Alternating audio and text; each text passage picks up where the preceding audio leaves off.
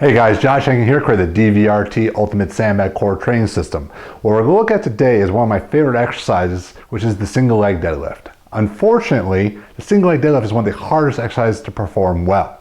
It's a tremendous exercise because I think it's one of the pure tests of hamstring, glute strength. The reason being over the deadlift, where you just can lift massive amounts of weight, is that when you go to a single leg stance, not only you have to deal with forces in the sagittal plane, but you have to stabilize in the frontal plane as well.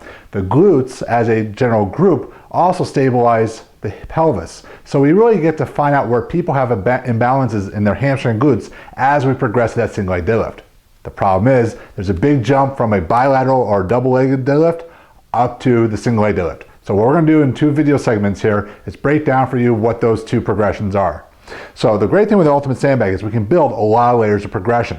So what Jessica's going to do first is just basically go over the standard deadlift. She's going to start the USB upon her shins.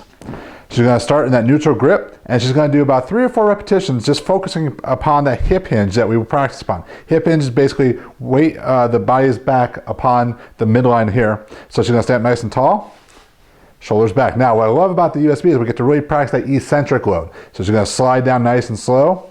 And as we slide down nice and slow, one reason I like the eccentric portion is we really get to emphasize what's happening at the upper back. So let's do it again.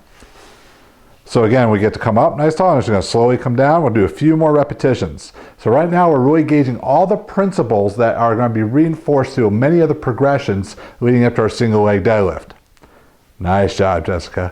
The great thing is by holding the neutral grip, you are able to keep the shoulders in better alignment and keep tension in that lat, which will help stabilize your lumbar spine. So once we've gone ahead and really gained some proficiency in the deadlift, what we're going to do is go into a front-loaded good morning. Now what's going to happen is we're going to see strength in the upper back and torso stressed a lot more. A lot of times with people in the deadlift, they can cheat, gain the weight up, but they start loading their low back very heavily in doing so. So we get to start seeing the imbalances right here. So she's going to power clean the USB one time up into the front hold position.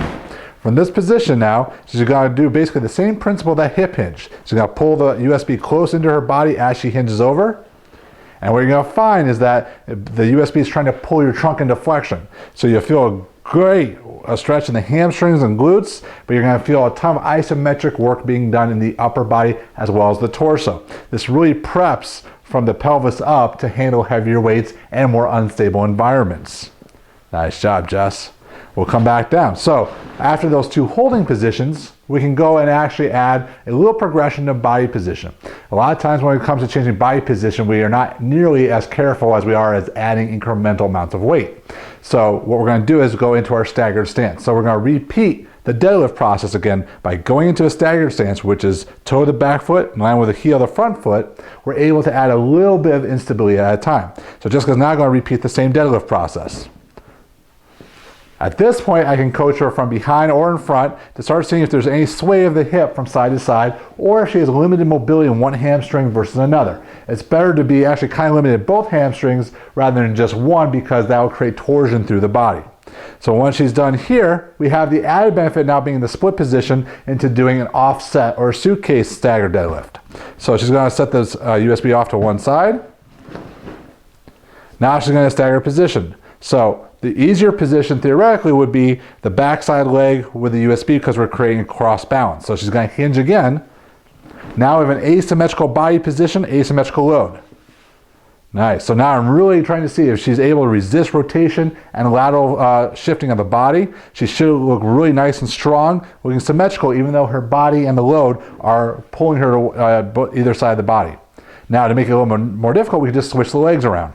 So now it's all on one side of her body, really trying to pull her over in that frontal plane. So again, we're trying to maximize not just the hip extension and flexion of the hamstrings and glutes, but we're really trying to resist that lateral motion in the hips. Nice, Jess. The final position here then would be going back to that front load position.